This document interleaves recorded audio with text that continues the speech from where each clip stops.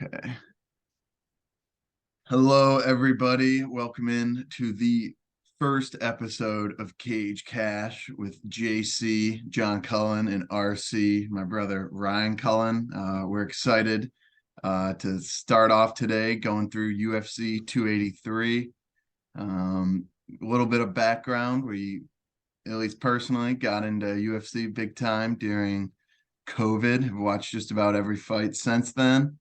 And then I'll introduce my brother Ryan, who I would claim is the biggest UFC fan I know. And Ryan, you want to tell the fans about yourself? Thanks, John. Thanks, John. Biggest UFC fan, that's quite an honor to hear. But yeah, guys, love getting into this sport. Have been following it really closely for the last little bit now.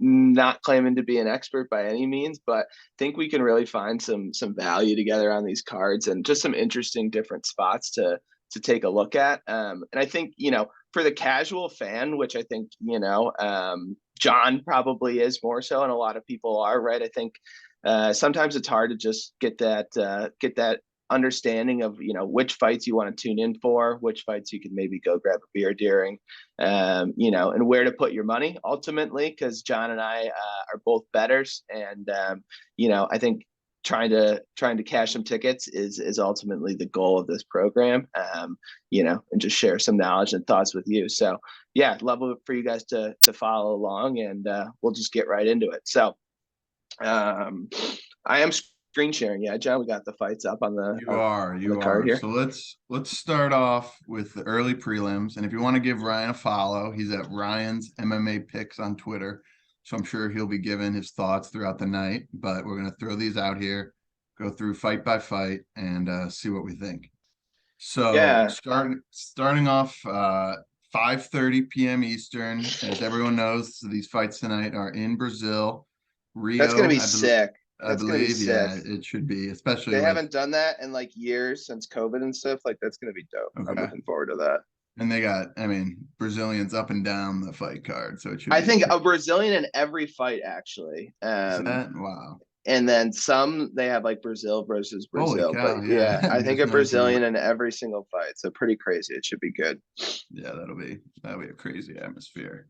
All right. So first fight of the night, we got a bantamweight bout between, and you can correct me if I'm wrong on any of these pronunciations, but we Oh got yeah. Simon Oliveira versus Daniel Marcos. Oliveira's coming from Brazil. He's sitting at minus 145. Marcos is plus 125. He's from Peru. And this is Marcos's debut fight. He's sitting at 13-0 all time. And then Oliveira, who is the favorite, is 18-4, but he's coming off a loss. So Ryan, do you have any initial thoughts here? Yeah, guys.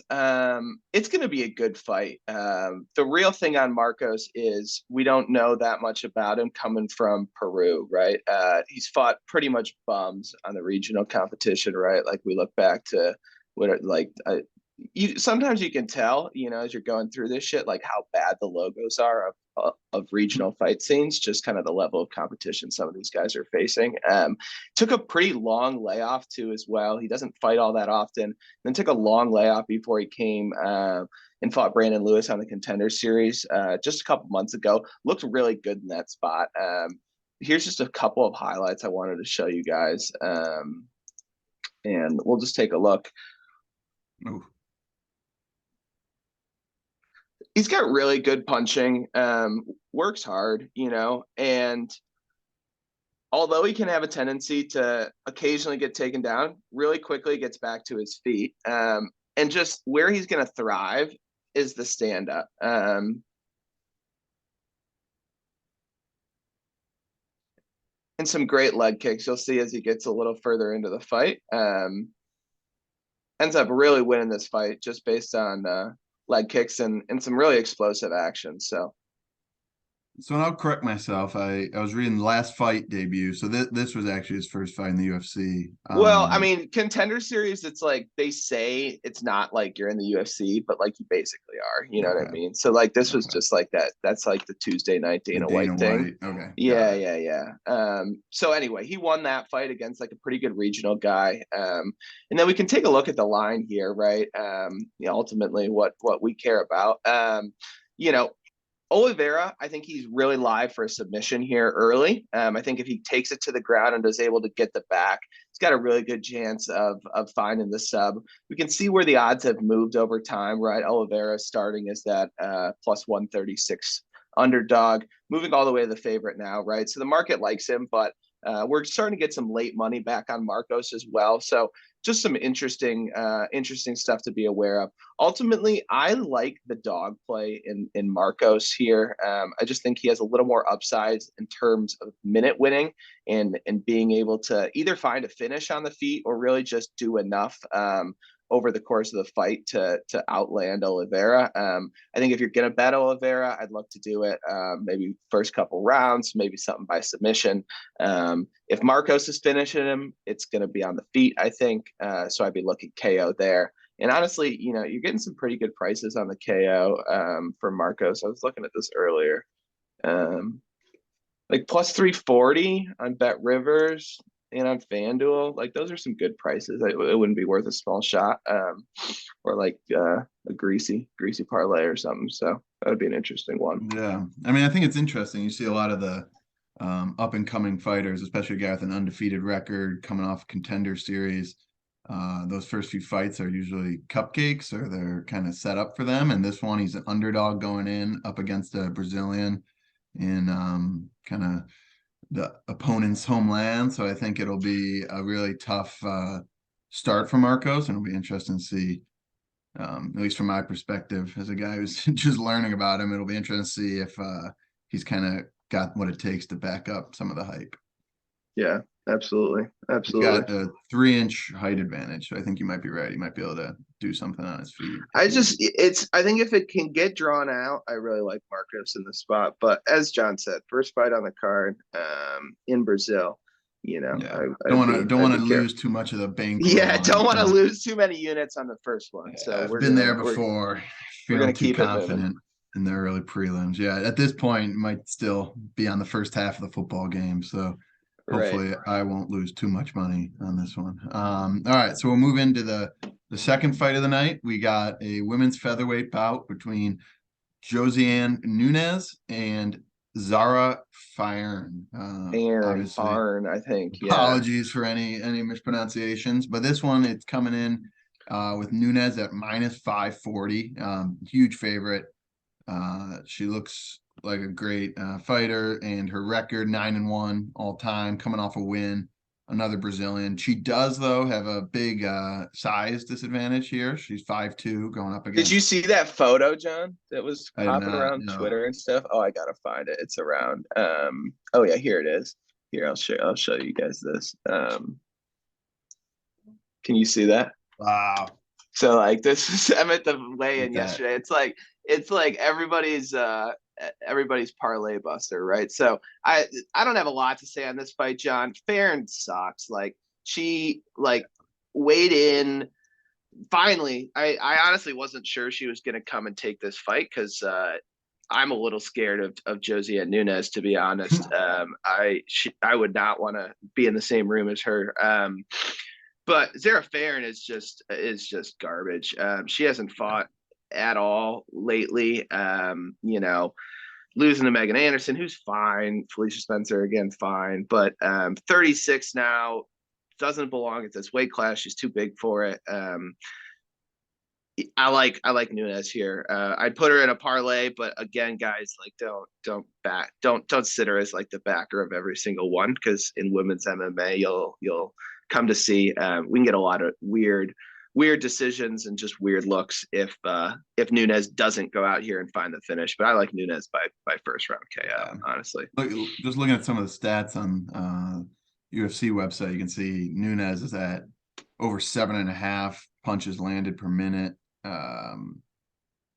really in every stat, she's just kind of outclassing Fire. And so I agree. I think don't want to make it too much of the backstone of all your plays, but should be Yeah, an and easy one. you look at the odds here, right, John? Like we've got Nunes by KO sitting at like -120. Like there's no value in that. If anything, I think she probably, well, I don't know. She probably KOs her early, right? But like you can't pay Yeah, even money for an under 1.5 in women's MMA, right? Like I don't know the stats, but 70% of these are going to decision, right? So yes. Nunes in And round that's one's funny. If you an look interesting at look. their win by stats, Yeah. Nunez, her average fight time's in at 9:57. So a lot of the time she's Yeah, she's pushing at over, least right? past that 1.5 into 2 rounds, and she's a great fighter still. But it's just and actually Nunez or Fire's in at 3:47 average fight time. So Hmm. it So might be a maybe quick there's a bit of balance. It's just a question, might be a quick so we'll one. see. You got Nunes in round one, right? Like they're again, you're throwing in some random darts. Like Yeah. those are probably the looks. That's where I'd expect this fight to kind of end up. So let's keep it moving. Not that Yep. much interest in So this one from a next, betting perspective. the I don't third like this early. one either, but we'll talk about it quickly for sure. Well, I'll say I think this fight might have the most impressive fighter picture of the night. He looks like a badass Dalby, from he is distance. crazy too. Right? So he's like some Danish guy, right? But he's like talking about like he's got to go, like he's just working to get to Valhalla, like in his fights, Yeah. and like I mean, he's you pretty can't not sick. respect that. You see, we got Wallery Alves, the Brazilian, coming at -125 against Nicholas Dalby, as Ryan pointed out, in a welterweight bout. Do you have any leans on this one? You know, this has been like the one I've been most back and forth with, and the one I will not be betting at all tonight. Not even touching it. My lean's Dalby. I think if he can push the pace on him, I think he could win a decision here. Alves has the potential. If anybody's finishing this fight, it's Alves, like for sure. I don't think Dalby is finishing Alves. I think he's winning a decision if he's winning here. But Alves really has some danger, both in the hands and on the feet. He's been fighting in the UFC for quite a bit. Lost to James Krause. We'll have to have a discussion on that sometime too, John. The James Krause betting saga. Bring some of Yeah. that content to our viewers as well, because that's crazy stuff. Anyways, he's got some good ability to win fights, but sometimes he just shows up flat. Lost to Randy Brown by triangle. Randy Brown's a good fighter, but I wouldn't be wanting to lose to him by submission either, right? We got Munir Lazez, who's actually the next fight on this card, who he was able to beat, I believe, in Lazez's debut. So that was interesting. But then that last one came out too fast against Jeremiah Wells, who's really fast, strong, powerful striker, and that went bad for him pretty quickly. So it's just a question of which Alves shows up. Mhm. I think if Dalby's able to just pop around on the outside, take a little damage, and get back up to his feet, that he might be able to just kind of coast clear in this one. But yeah, I don't really have strong feelings either way. Yeah, I think one thing to point out, Alves is actually it looks like he's attempting above a submission per fight, so might be something to look out for if he is able to get Dalby in close, get him to the ground. It does It's a look good like he look. is. What's that line at, I wonder? So like right now, guys, right? We've got pretty even money all around. It opened pretty much where it's about to close, right? So Alves popped all the way up to about a 1 plus 150 favorite at a time, pretty Or early after minus these 150. lines. Well, no, I mean he Opened at plus 150. opened minus no, he opened -110. I'm saying he got bet up, Oh, or wow. Dolby got bet up, Yeah, exactly. Exactly. all the way to him being a plus money guy. And then this past week it's gotten a little closer back to where we've seen it. But you take a look at the sub prop for so Alves inside the distance plus 175. Alves by TKO plus 250. Alves by sub. Ooh, a 750. That's a good number. On Bet Rivers, if anybody's got Bet Rivers or FanDuel. I like both of those as like a small poke if you're just looking to get something on this fight. Otherwise, I'd be taking a look at Dalby by decision. Best price you're going to get there looks like plus 300 on DraftKings. We got that on BetMGM as well, so that could be an interesting Mhm. look as well. Any other thoughts on this one, John? Well, I think an interesting thing throughout the night will just be with, like you said, Brazilians in every fight. Going to be Yeah, a it's rowdy atmosphere. It'll be interesting to see kind of both the home favorite and the kind of visitor, how they respond to those conditions, whether it's they lose some patience or they kind of, in a fight like this, if Dalby can't keep the distance, will Alves get a little reckless, knowing mm-hmm. that he's got the home crowd behind him. So I think that'll be an interesting thing throughout the night, just to see fight by fight who responds well to that situation. I mean, we all remember what's her name, Chang Zhe Li, Yeah. her first fight in the U.S. in hostile conditions. It Mm-hmm. can really take a toll on these fighters. A lot of it's a mental game, so I think that part of it might be a little underrated heading into tonight. But Yeah. we'll move on quickly to the last two fights of the early prelims. First off, we got a lightweight bout, another pretty close to a toss-up. This is a good Um, fight. Good fight. I'm excited for this Ismail one. Bonfim Yeah, versus Terrence Bonfim. McKinney, the American. Ryan, you can hit us with your. Yeah, so I don't know. You guys have probably, if you've been following MMA at all lately, you've probably seen Terrence McKinney kind of famously knocked out Matt Frabola in like 15 seconds. Matt Frabola, who's been on a really good win streak here lately, so that ages pretty well. Excuse me. Worked well against Ziam as well. Drew Dober, great first round. Go back and watch that fight if you want to see a great round of MMA. And then last time out, got Eric Gonzalez pretty quickly. So wrestling background, college wrestler, extremely explosive, right? Like he is looking to finish you in that first round. And ultimately, it's a question of how much has he learned from, I think, that Drew Dober fight. He really didn't get tested that same way against Gonzalez. So, I think if he can manage his pace just a little bit, I think he's got a really good path here. He shouldn't stand with Bonfim this whole time. You can tell I'm almost giving him advice because I did bet on Terrence McKinney for this fight. We'll get into that a little bit more, but I just think he has. I think he really has the upside to put him to sleep early. But I also like his wrestling upside as well, and he claims he's learned a lot from his loss to Dober, and this is also a guy. He's got a crazy story. You go back and look him up. It's like he like died like 3 times in like high school and college, like from like taking too much acid and like just like some wild stuff. But like really turned his life around.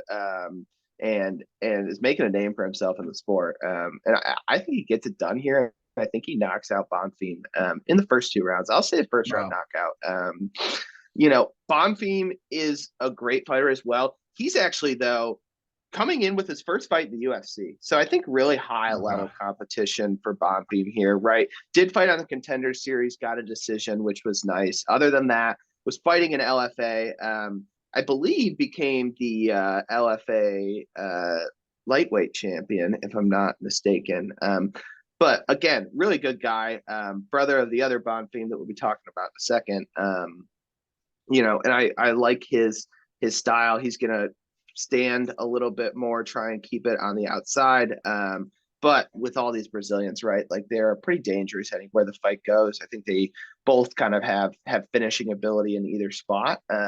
Bonfim's just going to want to survive that first minute against McKinney and then keep that fight standing, right? Like Yeah. that's kind of his path to victory. He might have a submission advantage, but I don't know that he's going to want to be in a lot of those spots. So I think it's surviving that first round, right? And then looking for a late finish on McKinney is definitely a possibility. So, we got the unders here really juiced up, under 1.5, minus 240, right? Fight doesn't go to decision is sitting at minus 800. Um, Wow.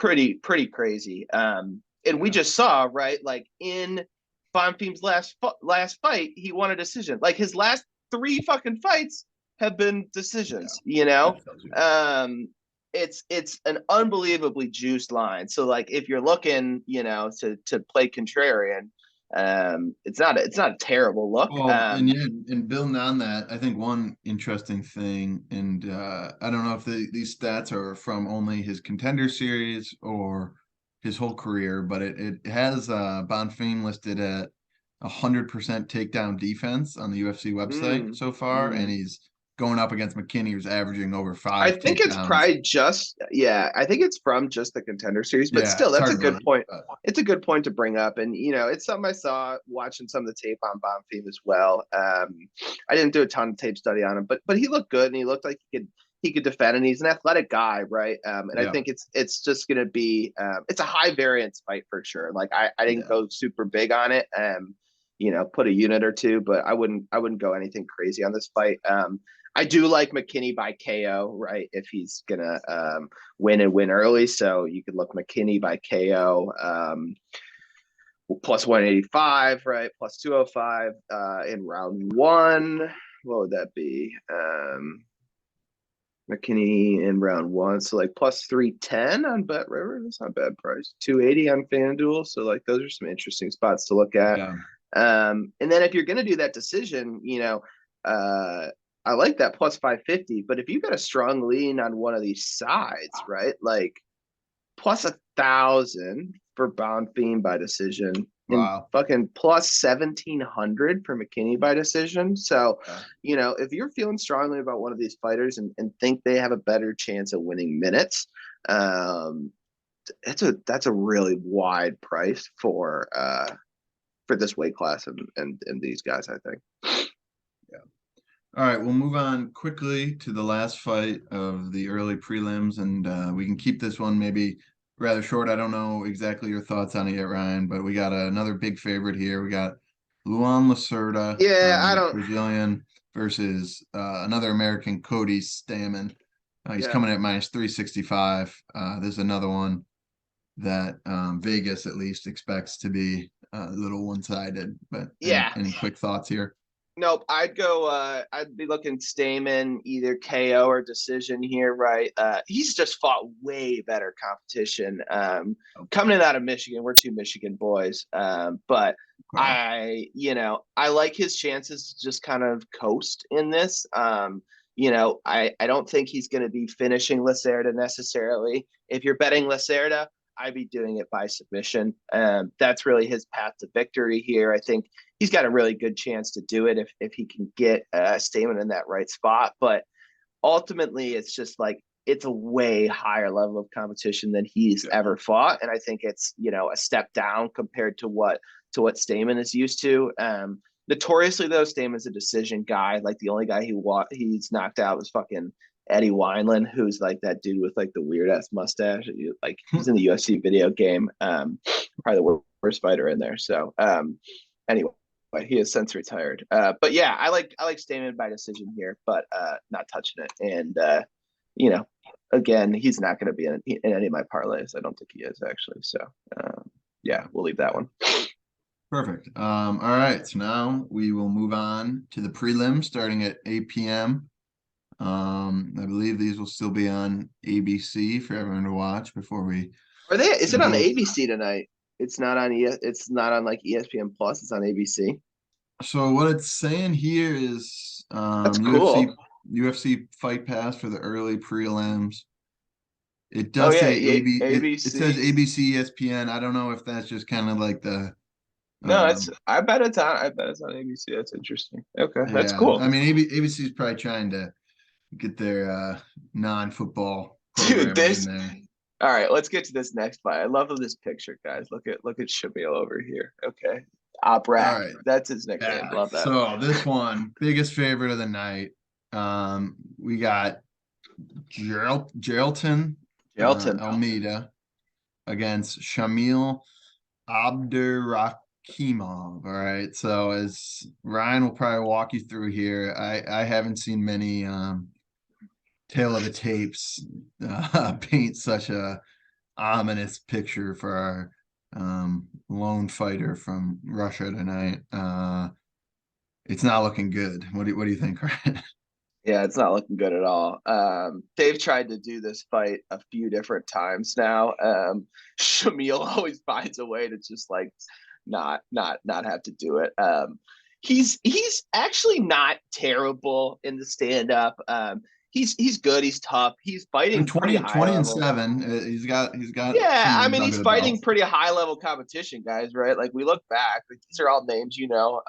Everyone loses a decision to Andrei Arlovsky at one point or another. Like, oh, he actually beat him there. Tybura he beat, right? But this was a while ago. He's 41 now, guys. 41. So lost to Curtis Blades, lost to Dawkins, lost to Pavlovich. All three of those being him getting knocked out. We look on the other side, we've got Almeida, who, is just a problem. The guy's a physical specimen. At this weight class, you're usually thinking the heavyweights, it's all about you think Francis, right? It's all like hand speed, hand power. Not really his style. He's going to be more dominant in the ground and like on you and in submission situations and things like that. Really works from the ground well.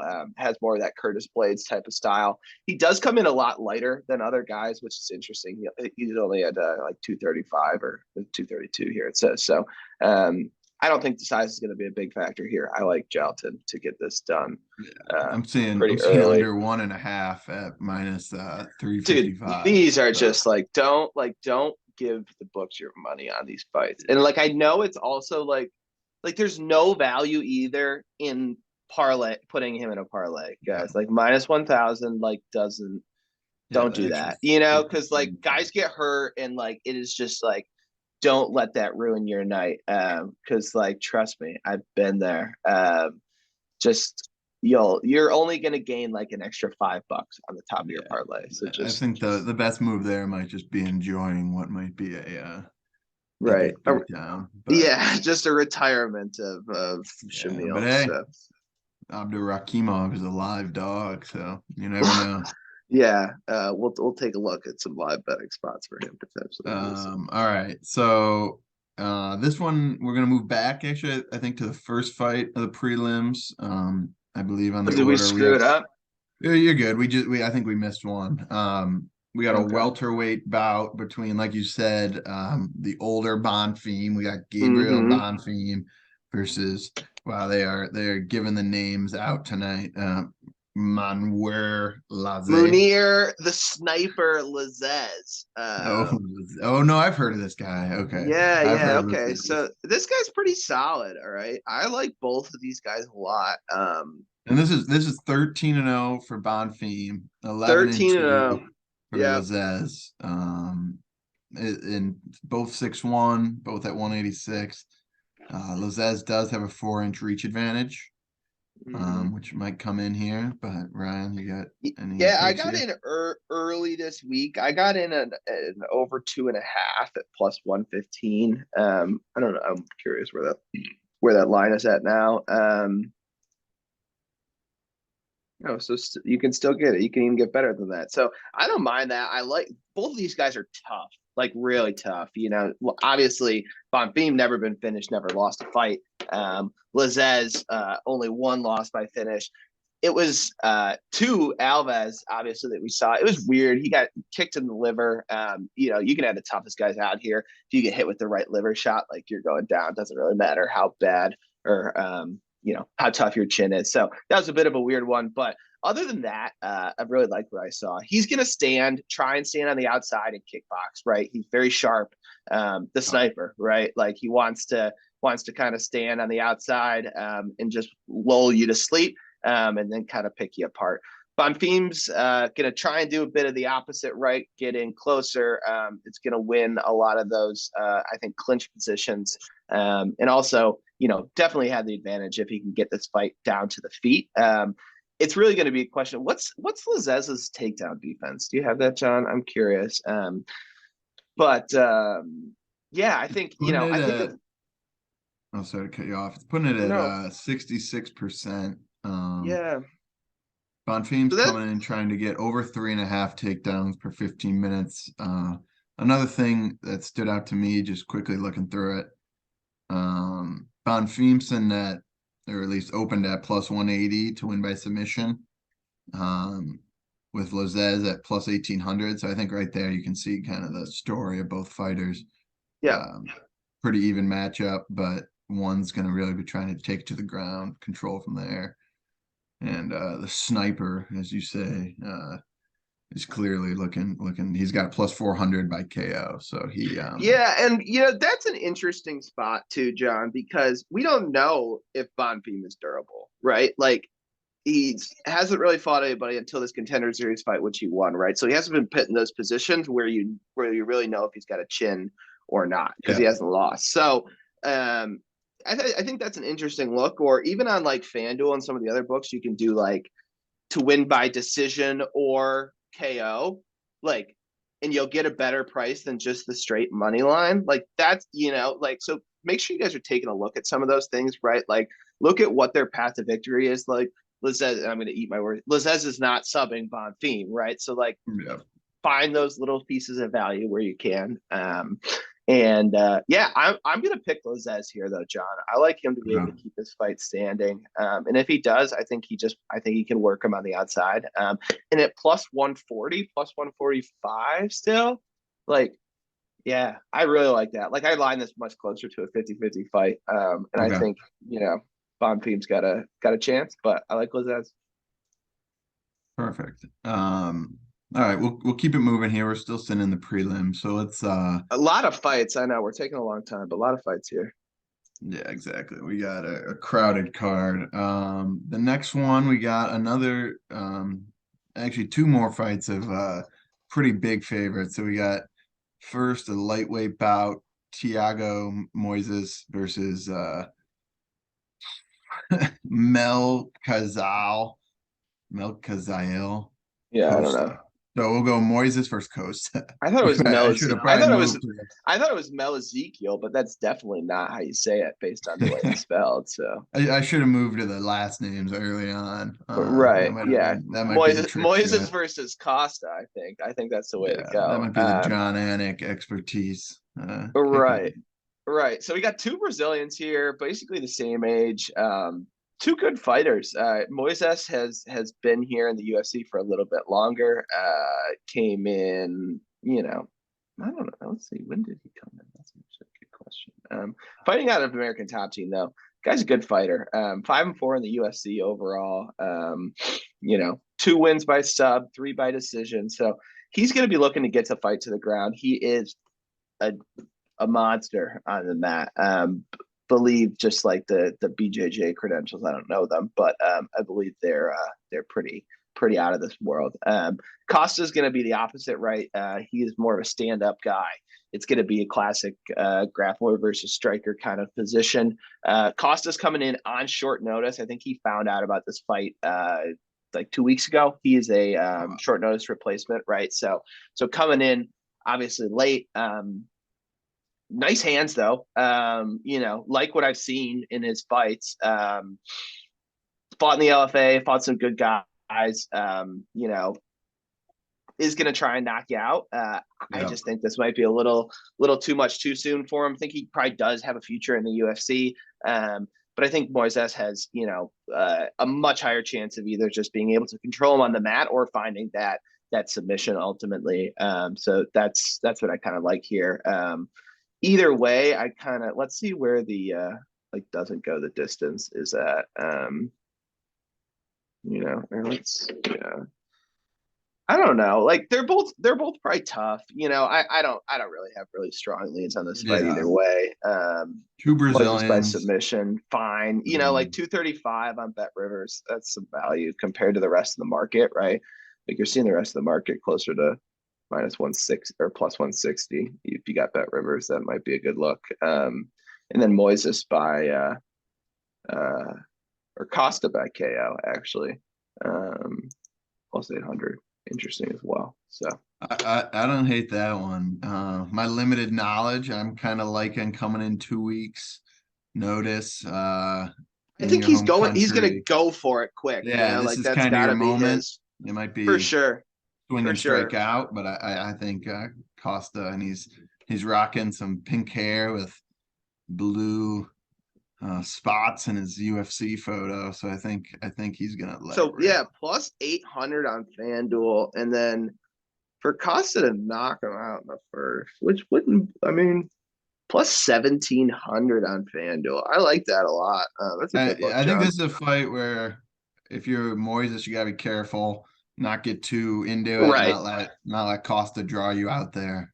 Just kind of play your game. But like you're saying, first round, if they kind of come out a little too amped up, we can see what happens. Yeah, and what I like to do to just be able to play some of these and like get some looks in, I'll put like a couple of these random ones and like some different round robins and stuff like that, and just throw like $1 on them. Yeah. It's an interesting way to do it, and none of these are going to hit every time, but there's still some value to be had there. Definitely wouldn't be putting a lot on it. Would be going straight bets for most things, but I think that's That's the an, best an way to go. interesting. I think that's an interesting way to just play some of these as well. So, all right, let's move on to the next one. All right, so we got yet another fight, two Brazilians, a middleweight bout. Mm-hmm. Another pretty decent favorite here. We got Gregory Rodriguez versus Bruno Ferrara. Yeah, Uh, so Gregory RoboCop Rodriguez. This is a really really fun fighter to watch. If you watched he's his, got to be older too. No, how old is he's Rodriguez? only 30, only He 30. looks But he looks like he's God, I 45. know he's just like, I know he's like bricked up. He's kind of got that he's got like the Vin Diesel look and like Fast Five to Yeah, him a little I bit. see that. Um, anyway, fighting out of Florida now. From Brazil though.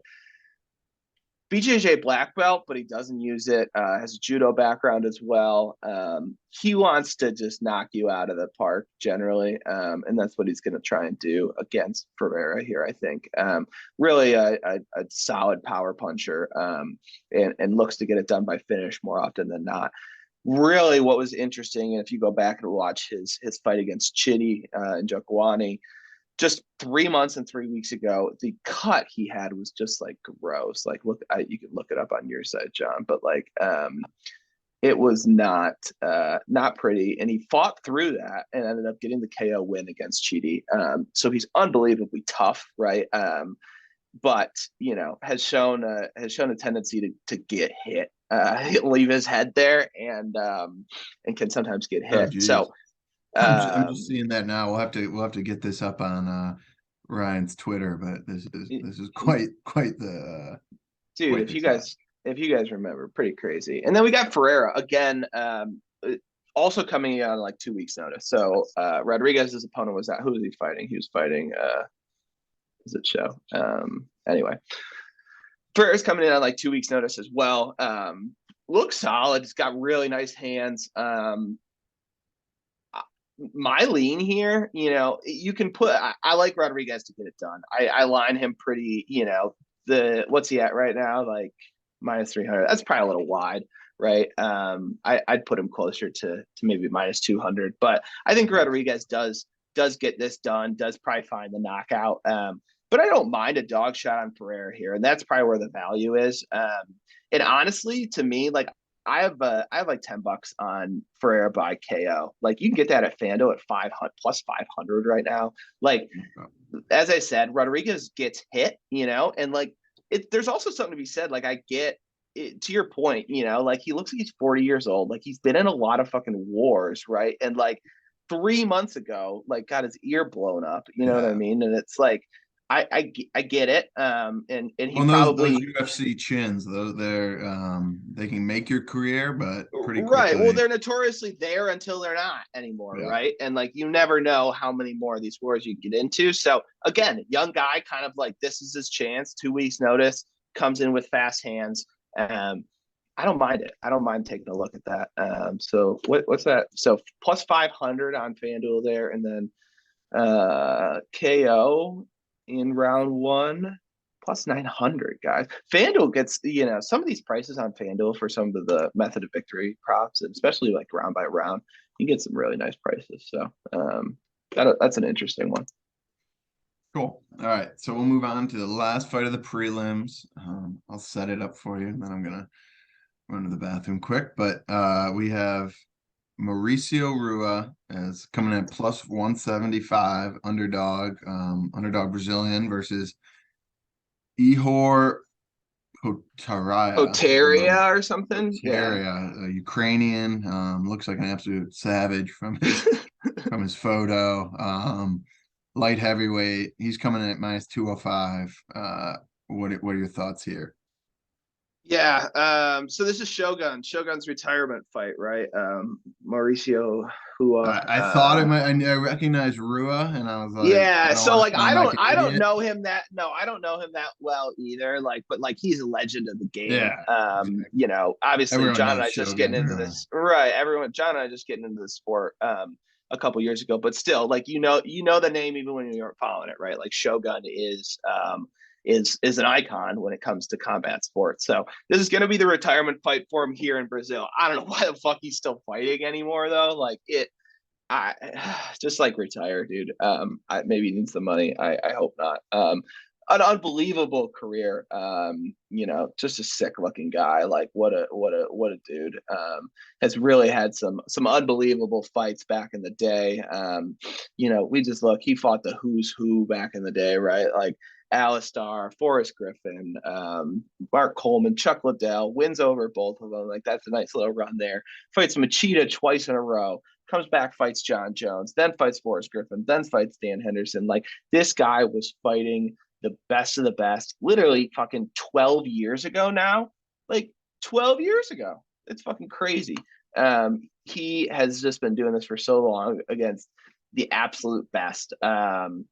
He's slowed down, hasn't fought as much lately, thank God. But as he is, like, he doesn't look terrible. But he's too old now. The last couple times out, like Paul Craig, that's you don't want to lose. You don't want to tap to strikes to Paul Craig, who wants to submit you, right? And then OSP looks fucking washed as well. He I might will knock him say out, this seems but like a fight. At least looking at my betting historically, you got the legend fighter coming in at plus 175, which grabs some attention in his hometown. yeah. This feels like a fight I would jump on only to realize he can't move anymore. Yeah, dude, that's the thing. Like, you guys it's probably gonna be juiced up. You might even see some Or who was fucking it? like, Who was retirement fight a couple months ago? A little bit smaller guy ended badly, um, if I remember. We might not remember. It wasn't Cruz. It was his kid. He had his family there. It was like there's no oh, fucking, yeah, none of those moral victories play very often in the UFC. no, There's not a lot of no, man. storybook That's the endings. thing. That's what I was saying when you hit the bathroom, John. I'm like, I don't know why the fuck he's fighting in this fight. Okay, they gave me Ihor to Pateria though, who is not very good at all. But he could be. It's just like for him, he's the athlete. He's 26 compared to a 41-year-old, right? Like if he's just not a fucking bum, like he goes out and he starts his Shogun, which is like very sad, but like that is what should happen in this fight, and that's probably what I'd be betting on, right? Like first two rounds, Pateria knockout. There's definitely maybe a shot for Shogun here, but I just don't. I don't like this fight at all. I'm not really sure why they're doing it, but I hope Shogun wins and is able to retire Yeah, or at least has a good in a in showing. a in a good way, But to John's point, like that does not happen in the UFC, and it doesn't happen in combat sports generally. So we'll see what happens, but let's keep moving up the Yeah. card. Perfect. All right. We are now moving into the main card, the main event of the evening. We got starting on 10 p.m. ESPN Plus. That'll run you a ton of money if you are watching like we will be, but that is the sport. We're gonna start off with a light heavyweight bout. We got the number 9 and number 12 ranked contenders, Paul Craig versus Johnny Walker. Paul Mm-hmm. Craig's coming in plus 165. Walker minus 195. So Paul Craig is sick, guys. Right? I mean, both these. This is gonna be a fun fight. I've got big money on not big money. I got like 3 units on Craig Walker under 1.5. I Wow. got it at minus 155 earlier in the week. The thing is here, right? It's a submission specialist in Paul Craig, the Bear Jew. Paul the Yep. Bear Jew Craig, right? Just a beast. You see some of his walkouts and or his ceremonial weigh-ins. He's always got like this. He's Scottish guy, right? He's got the white and blue like face paint and body paint like all down. He's just fucking terrifying looking dude. But super dangerous if the fight gets down to the mat. Finds wins against really fucking good guys, right? Like he beat Shogun back in the day. Beat Hill, right? Who's going and fighting for the title Event. tonight, right? Gonna be fighting for the title tonight because Hill was stupid enough to fucking pop down into his guard. And that's that fight where he fucking like broke his arm. Remember that, John? Like that. I think if you saw the highlight, you'd see it. But it was like he It was was Hill. caught. Yeah, but he was like caught in his, and he Yeah. like wouldn't tap, and he just like snapped his arm. Yeah. It's done the same thing to Krylov, and then lost the decision to Ozdemir last time out because he couldn't find that finish. So he's going to need to try and find a finish on the ground. Walker is going to come in and try and find the finish on the feet. So I think that one of them can probably get it done early. Johnny Walker's chin is gone as far as I'm concerned. He had that like fucking goofy knockout against also Jamal Hill, right? You go back and watch the tape on that one. He does like he like falls back. It's gross. Lost his decision to Santos. Beat Kudalaba last time out, subbed him. He's shouldn't go to the ground here. That would be really really silly. I'd go small money maybe on like Walker by KO or Craig by submission. I'd pick a side here and then bet it like that. And I'd be going pretty small. As you can see, we got some late money coming in on Craig, which I think is kind of interesting. People were very down on Johnny Walker before his last win. So I think that's something to be said. There's probably some recency bias in this line, but you can get Walker by KO minus 117. I think I got it at minus 112. I think this is what I bet it at. But I Yeah, had like 20, that I had under 20 shot up bucks on to that. 185 now. You said you got it, what, 150? Yeah, So 155 or something. So like, yeah, yeah. like people are liking the unders here. Fight doesn't go to decision, right? Juice to the tits. Like that's not great. And Funny then that yeah, Craig's never gone to decision. So there you go. they're both I sitting would. at average fight times of 8 minutes and 7 minutes. So I Yeah, think I this mean, you one's got Craig gonna. by sub at plus 300. So like that's a way to look at it as well. Or you're looking at either of those kind of options in the first rounds or second rounds, right? So Walker in round one, Walker in round two. The same with Craig. Like, ooh, like I like that a bit. Craig wins by this is like the reference line, guys, right? So this is on best fight odds, by the way. If you go up, like you can go up to the top and see where everything is, right? This is just the reference line, which is usually like Bet Online, because they post all their stuff first. But Craig by submission, round one. That's something I might take a look at. All right. I think that'll be a great fight to start off this card. Yeah, I think that'll be really hype, a really good way to get into it. So All right. Next up, we have a women's flyweight bout. We have the number 4 rated contender, Lauren Murphy from the United States, going up against I would say the legend, but I don't know if she's probably considered that yet, but she's beast in the UFC video beast, game, dude. Yeah, she is beast in the Jessica game too. Andrade. Yes. So we got Andrade and Murphy And, she, here. and to follow that up, we got Andrade at minus 490. So she's the Big lower favorite. ranked fighter, but big favorite here to Yeah. get a big win in Brazil. Yeah. So, she's really interesting, really good fighter. Has fought the best of the best, right? Like losing split decisions to Yeah. Rose, fought Chukagian, beat her bad, lost by Valentina, right? But so does everyone. And then has come back and finished people lately, which I think is interesting. She's kind of back in her early kind of prime, right? I would say she was fighting more of a decision, kind of typical women's MMA style, and I think lately we've seen a lot more just aggression early.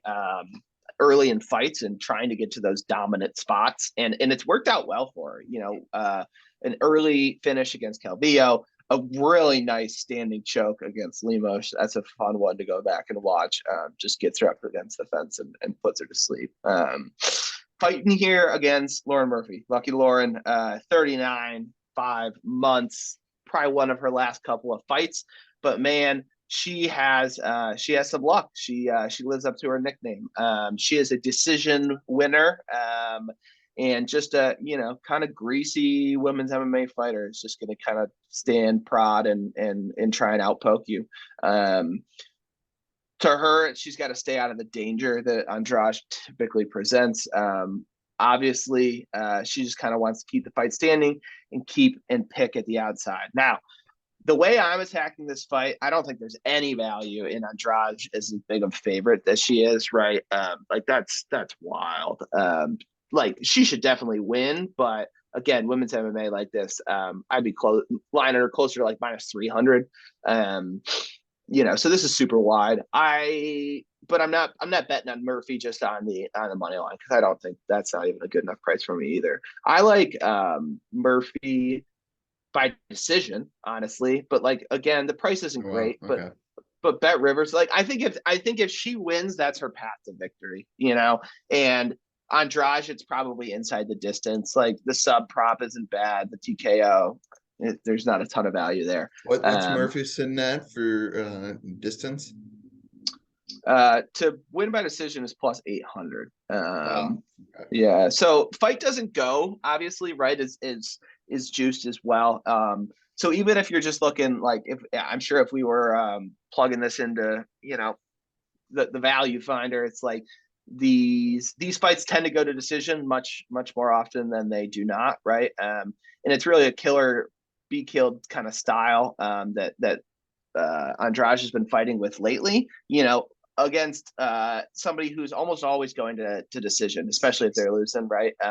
The only person who's actually finished Murphy was Valentina, right? In all of her fights, now at 39 years old, right? So there's something to be said for her toughness and just being able to gut it out against high level competition as well. So we'll be interested to see. But again, maybe you have Andrade in one of your parlays, but she wouldn't be my biggest commitment either.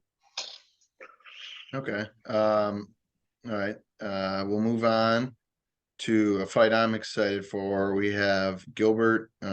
What's his nickname again? Durinho. Yeah.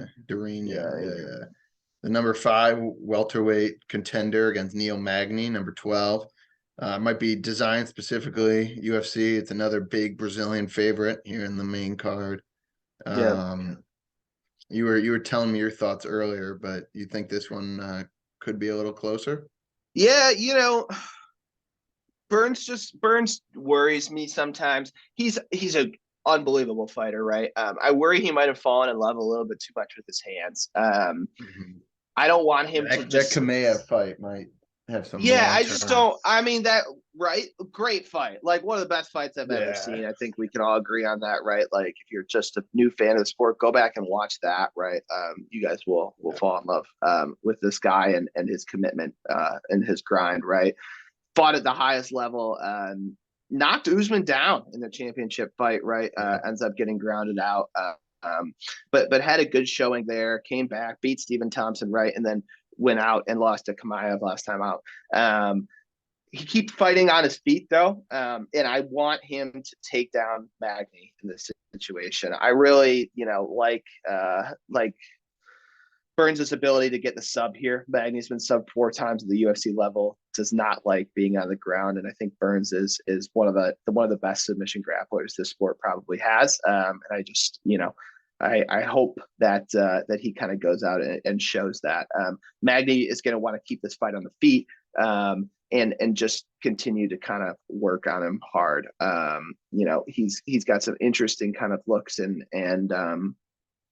interesting techniques that he'll go to, but I think if Burns can get him down, he's got a really good shot to win this fight. Now, if Magny's going to win it, I kind of like him by KO, honestly, because Burns has shown to be a little chinny, right? Like, obviously, he survived a lot against Kazmat, but I'd say Burns was probably landing the more powerful punches. Like he was putting it on Kazmat a little bit more, and I think it was just he was eating it a little bit better. I'm curious to see, as John said earlier, right? Where does that chin stand now, and how's he going to be? So, anyways, we look at the lines here. Again, no value, I think, in these current lines from a money line perspective. If anything, there's value at Magny probably. Um, if you like violence here, some main card violence spots, don't mind the under 2.5 at like -118. If fight doesn't go, you can get -135, right? Like that's at Caesars. That's a good number. But if I'm, looking inside the distance, I hope it's Burns by submission. That's where I've got some money myself. I think if he takes it there, he's got a really good chance to do something. If you're looking to be a little bit more conservative, you could just take Burns inside the distance. But we're looking at -125, -145, so not a ton of value there. If we're looking at Magny, like the prices are fucking crazy, right? And it's just because nobody's taking Burns out at this level, and like if Hazmat isn't gonna take you out of there, right? Like it's gonna get priced crazily. But like again, worse some pokes, maybe you might be just throwing money away though too. So if you have a strong lean, you can look at it. But Burns or Magny by KO, like +1400. It's pretty crazy. Magny by sub +20, like inside the distance even, guys, like is what like plus 1600 inside the distance. Like obviously it's shooting up the other way, right? So people think there's value on the other side, but to me that's getting wide, and people you know. got to remember Burns carries so much name recognition That's the from thing, right? from People a know his Vegas name. perspective. Yeah, so he's in everybody's parlay tonight, right? I don't love any of these spots. I think this isn't as parlaying is never always a good idea, right? I think the only one that I've got more than a unit on is early in the week. I got it at Nunez and Burns together, parlayed them up to -175. And got like $50 on that. But other than that, I don't like a lot of parlays. And I think some of these big favorites are definitely liable on tonight's card. So I'd be careful and look for straight bets, because I think there's, as we've talked about, a lot of good spots and some interesting underdog spots as well. But let's get to this last fight, John. I'm excited to talk about this one. And then two more. Two more. Oh, I'm sorry. Oh my gosh. Two title bouts, actually. I know they didn't put it on. Best fight odds is weird. Sometimes it doesn't list them all, but go ahead. Yeah, so you got it up already, but we got Davison Figueiredo versus Brandon Moreno, and both champions, right? Two champions coming together for the flyweight title. Yeah. So obviously this is they're calling it the quadrilogy, right? This is their fourth fight against each other in a row, right? Moreno winning the first, they draw the second, and then or no, draw the first? I forget. Anyway, they both won one and they've drawn, right? So we'll lock it in here for the final time to see how things go. This is a really interesting matchup. I like Brandon Moreno just from a personal perspective. I think he's a fun guy, fun fighter to watch, and I'm not as big of a Figueiredo fan. So I'm on the Moreno side tonight. But I just don't think there's a ton of value either way. I think it's lined totally correctly. Both of these guys have definite paths to victory. I think Figueiredo is obviously always going to be the more powerful puncher we've seen in these matchups. Moreno can win more minutes. One of the big questions coming in this week was how is Figueiredo going to look on the scales? He looked great. Looked really strong, looked powerful. Has had some swagger, some confidence to him this week. So, I was hoping to kind of be able to get more money on Moreno as this week went on. As I looked more and kind of saw how Figueiredo was looking leading up to this fight, but he scared me off. He looks good. and I'm just really excited to sit back and kind of watch this one and see what happens here. I think this is probably Figueiredo's last fight at flyweight, probably almost no matter what. 35 now, that weight cut is definitely getting hard. So I'll just be really curious to see how this one goes and to see what's next for these guys afterwards too. The only other thing to mention, right, that has come up is, Moreno was training out of Glory MMA and Fitness, right, which was that James Krause gym that everybody got suspended and everything like Oh that, right? wow. So, Okay. that was 6 weeks ago now, or 8 weeks ago, right? So he was able to change and get a full fight camp in and stuff. But I think there's something to be said there, and obviously it's not the perfect situation, and compared to Figueiredo, and these guys knowing they've been going to fight for a while, right? Like you never know, and it's obviously maybe not right in the middle of his camp, but could always cause a problem as well. So I'm just going to sit back and watch. I've got some small money on Moreno, and I hope he gets the job done and gets that belt back. But what are you thinking, Yeah. John? Who do you like in this? I think I agree with you. I think it's one of those fights you almost are worried about having too much money on it because you just want to be able to enjoy whatever happens. I think it'll be. I like Moreno too. I like his energy. He always kind of goes a little crazy in there and has that um what's his nickname again? The Assassin Baby or Yeah, something? the Assassin Yeah, Baby. you can't have a nickname like that and not win over the casual fan. So I'm excited. I think the crowd will be nuts for this one. Mm-hmm. Um, yeah, I'm pretty pumped up to see it. But let's move on to the main event of the evening. You've been all over this one for probably about a month, I think was the first time you texted me Mm-hmm. your play for this fight. But we got the number 2 contender Glover Teixeira versus the number 7 contender Jamal Hill. As right now, it looks like Teixeira is still coming in plus money. It has him listed on the UFC website as plus 120 with Hill at minus 140. But I'm sure there'll be a lot of, I've seen it all over the place on Bet Oh, Online. it's been moving everywhere. Yeah, for sure. So I think this is pretty close to a toss up. And we've kind of had this theme in other fights. We got an experienced guy versus kind of the young athlete. And what are you seeing here?